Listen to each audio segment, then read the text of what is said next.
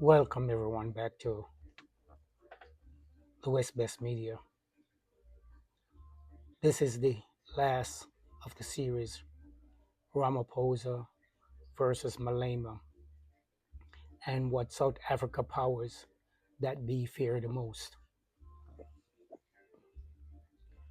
South Africa is standing on the edge of something the old system can't control.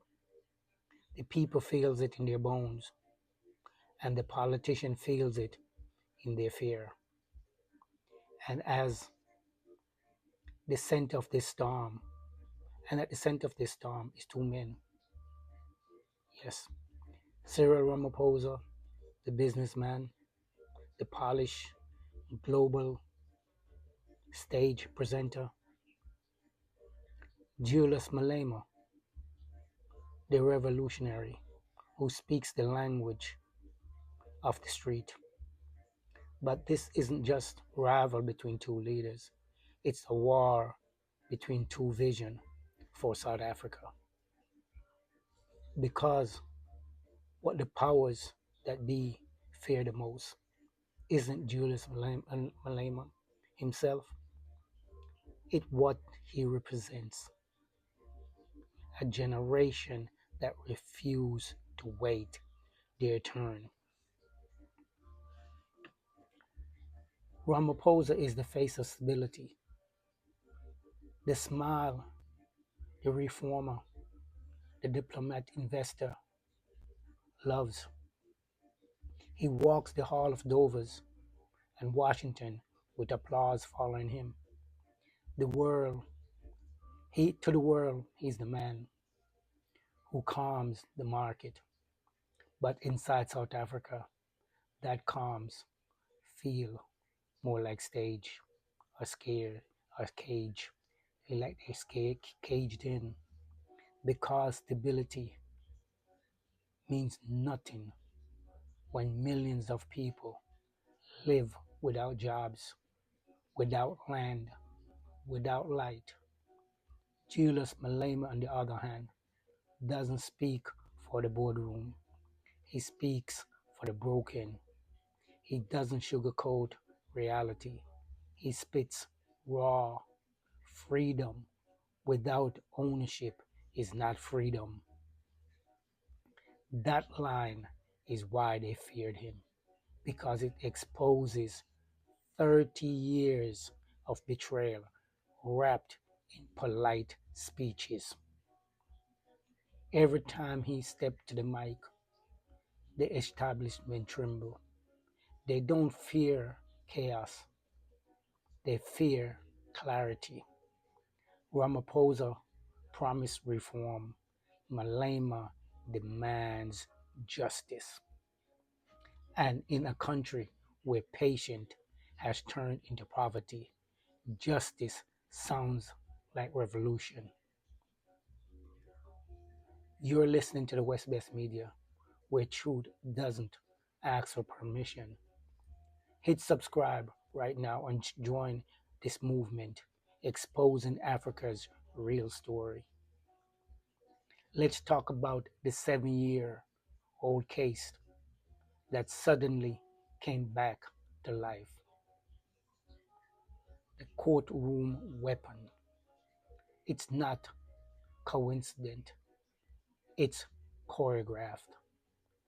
The ANC knows its moral currency has collapsed.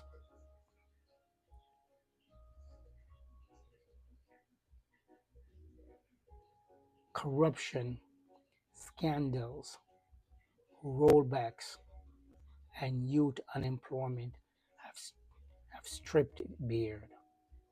The EFF is growing. The people are restless. And when you can't beat a man in debate, you buried him in court dates. They're trying to destroy. They're not trying to destroy Malema. Nope. They're trying to delay him, delay his campaign, delay his momentum, delay the inevitability. Because momentum scares them. more than militants. You can lock a man away, but you can't jail an idea whose time has come. But the real story isn't just in parliament or the courtroom, it's in the boardroom that's above them. The hidden hands. Every nation has a shadow government, the powers behind politics. In South Africa, that power doesn't wear camouflage, it wears suits. The businessman, the mining mogul, the mining maggots, the foreign investors, the ones who decide who talks and the one who can't. They call it policy, but it is preservation. As long as South Africa remains predictable, the profit keeps flowing north and the people stay stuck in one place. That's what Malema threat is all about. That's why the establishment feared him. He calls the quiet partnership between politics and capital. And the here's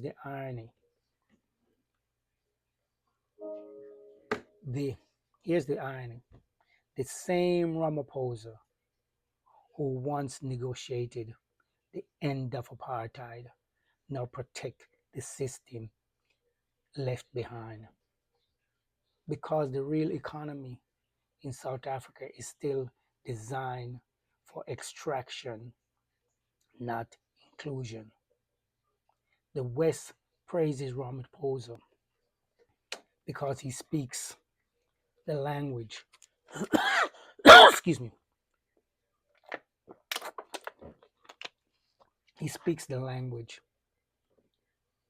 of investors' confidence. The West loves that. Malema speaks the language of confidence, and that's the dialect they don't understand. If this message speaks to you, share this episode right now. What's happening in South Africa isn't isolated, and it isn't an isolated struggle. It's part of the African awakening, the Africa and its diaspora. Here's what they really fear. They fear South Africa, where the poor and the working class realize their numbers, not their division or their not their division or their power. They fear without permission. They fear they unite without permission. That's why every time Malema raises his voice, they label him dangerous, populist, or radical. But when millionaires manipulate the market, they call it policies. Or when millions of US dollars are found stuffed in a sofa, inside a sofa, they call it an honest mistake.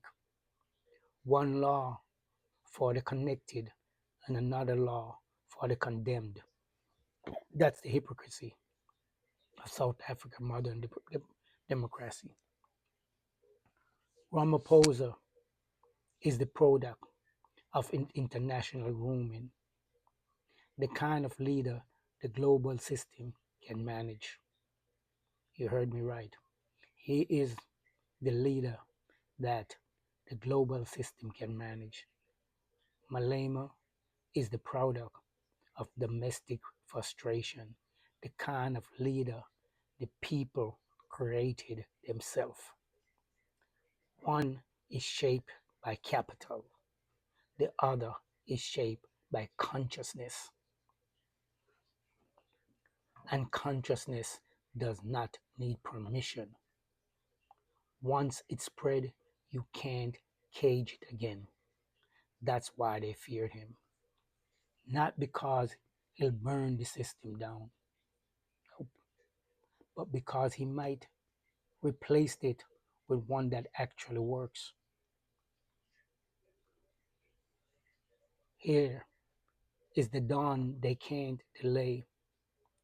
Whether they convicted him or clear him, something inevitability has begun. South Africa youths have outgrown fear. They have stopped waiting for savior and start building momentum. From Soweto Township to the universities, the message is the same. We are not our parents' generation. We are the revolution. The system smear them. The system can smear them as much as they want, but it cannot stall them. It can even sentence him, but it cannot stop the wave he started.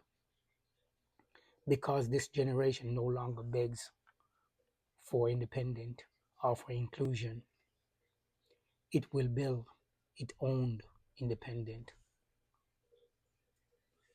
This has been the West Best Media. Real talk, real history.